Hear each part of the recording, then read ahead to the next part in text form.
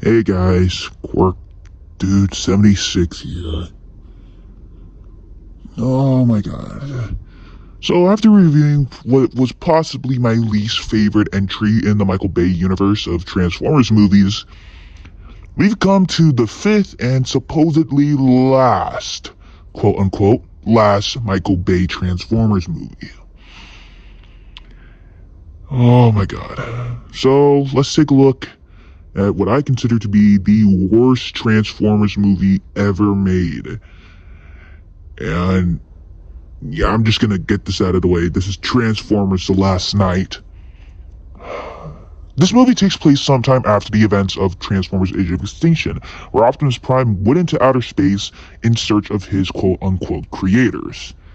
Well, we pick up back again with him as he meets Quintessa, his supposed creator, who is in need of her staff, which, when used, could merge Cybertron, which she supposedly rebuild, in with Earth. But not only that, to stop Unicron, who just so happens to be Earth. Okay, seriously, why the fuck does everybody always complain about Rise of the Beast when they should complain about this movie? And don't worry, I'll get to that movie soon. But anyway, yeah, Optimus Prime turns into Nemesis Prime.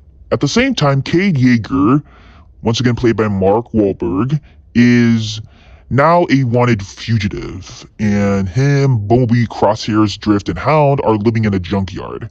But it wasn't until after trying to save a Cybertronian knight did Cade Yeager get this talisman, where he must head over to England to meet with Anthony Hopkins and this other chick, which I don't remember the actress's name. Like, I shit you not. But, yeah. So the whole plot is pretty much this whole thing to stop Quintessa and stop another destruction in the world. Once again, thanks to the Autobots. Okay, look, I've gone on record to say that I love these Michael Bay movies. Well, I've gone on record. I've mentioned many times that I loved the first movie. I loved the second movie. Okay, well, I didn't love it, but I liked it. I especially love the third movie, and I really don't like Age of Extinction. The Last Night is a different example in where I loathe this movie. This movie is definitely the worst in the Michael Bay franchise. And I'm just shocked that we still have 3 more movies, theatrical movies. But let's get this out of the way. Why do I do not like this movie? The whole movie's a fucking mess. When watching this movie is just an entire mess in trying to build its world building and trying to build a great story. It fails so hard that it doesn't even look like nobody was even trying in this movie. I don't understand. And this is once again directed by Michael Bay. And this was probably the worst film he's ever made. Well, yes, this is hands down his worst movie that he's ever made. Now, let's talk about the characters. There's nothing to talk about the characters. The characters don't do shit. And they are bored out of their minds. Mark Wahlberg looked so bored. There's this one girl that he saves in Chicago, and she barely does shit. There's the black dude, which I don't even remember his name. And then the girl, the woman that he falls in love with, the Britain woman, she doesn't even do jack. She doesn't even have a proper character arc. And Anthony Hopkins doesn't even do a lot. The dude looks so bored out of his mind. It's like he just came right back from the set of Werewolf. Which, Jesus Christ, Anthony Hopkins, you're from the fucking Silence of the Lambs. You should do more better than this to be in a Michael Bay movie. Now I'm starting to understand why other people dislike Michael Bay so much. We do get Josh Duhamel back, but he doesn't do anything in this movie. He's pretty much very bland in this movie. Because he goes from negotiating with Megatron, an enemy that they should hate. Oh yeah, that's right, Megatron's back, but I'll talk about that soon. But, he negotiates with Megatron. Next thing you know, he's going after Cade Yeager and the Autobots. And then now look, he joins forces with them. Like, what the fuck? Join a side, man. And John Turturro is back as Seymour Simmons, but even he doesn't do anything in this fucking movie. This movie is just an entire mess. But there's also a few pros with this movie. One pro that I actually do like about this movie is the CGI, which I will admit the CGI is actually really, really good. Since this movie was shot in IMAX, it looked fantastic, to be honest. The robots looked more cleaner. It was very more clear, and it just looked cooler. Like, in my opinion, I think that if this movie would have been a lot much better, the CGI would have carried this movie, and it still does by a little bit, but it's still very good. Now, as for Autobots, these Transformers don't even do anything to push the story. Some Transformers are in the story just to be killed off, or just plot armor, or just for plot. Or some of these guys just don't do jack and just appear out of nowhere, like really. Like, what the fuck, bro? Like, where did you come from? Or Trench, which, let's not talk about Trench. But Bumblebee is pretty much our main Transformer in this movie. But he also doesn't do much in this movie. Like, I know there's this arc where he's trying to rebuild his voice, like his voice is slowly coming back, but it doesn't make any sense when you realize that at the end, when he supposedly almost gets killed by Nemesis Prime and tries and talks to him that breaks Quintessa's curse, he's suddenly back to normal. Like, what the fuck? We have Optimus Prime, who is barely in this movie, and it's such a shame. Very damn shame for Peter Cullen, and especially the fact that Nemesis Prime in total has a total of 7 minutes of fucking screen time. What the fuck, people?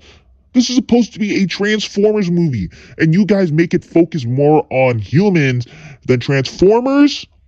No wonder why Bumblebee and Rise of the Beast did this so much better. And as for Hound, Crossers, and Drift, oh fuck, they don't even do anything. Hound doesn't really do anything in this movie. So does Drift. I mean, he doesn't do anything cool.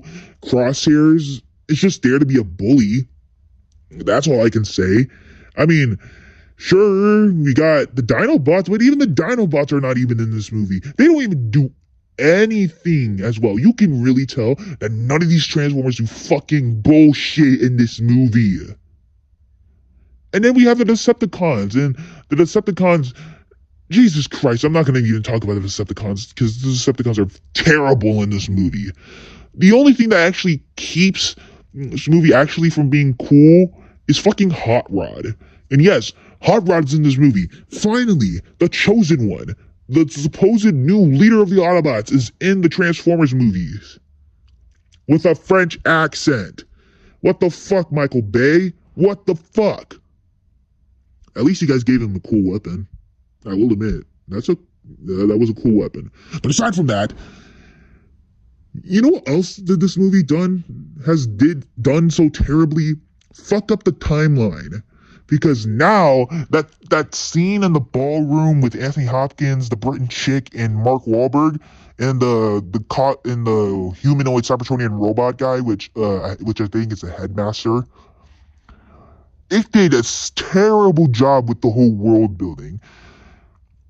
Like, they show pictures of Autobots like Optimus Prime, Ironhide, and Drift in these in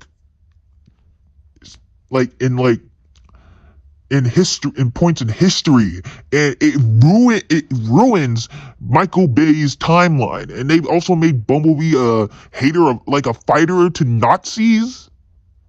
What the fuck?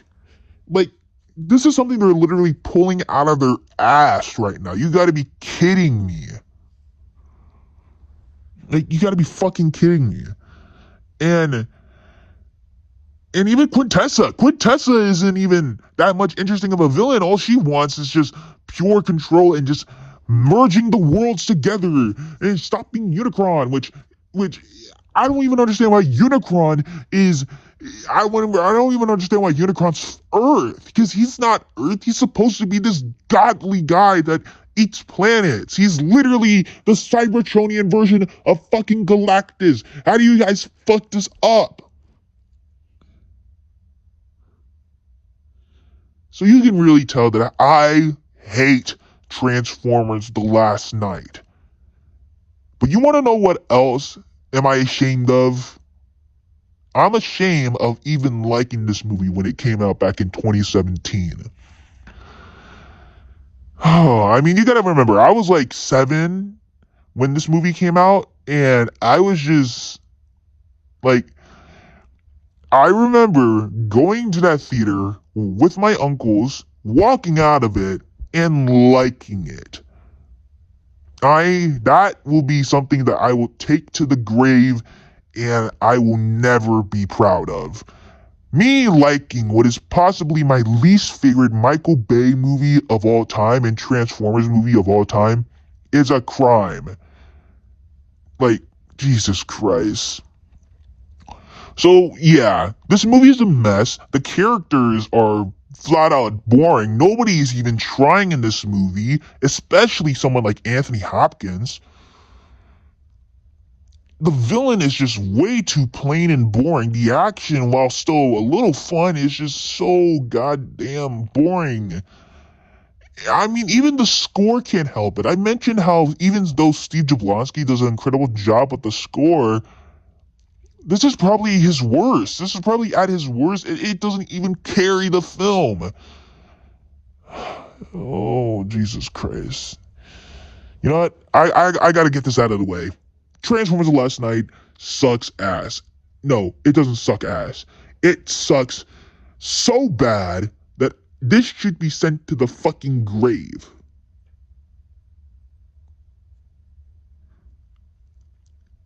And I'm just left fucking speechless. I'm just speechless. So yeah, I'm not gonna give this movie any ratings above a 10 or below a 5, or above a 5. You know what I'm getting this movie? I'm giving it the fuck you rating. This is that. Fuck you, Transformers The Last Night. Fuck you. So yeah, that's my review of Transformers The Last Shit. Oh, I'm sorry, The Last Night, which is by far the worst Transformers movie ever made.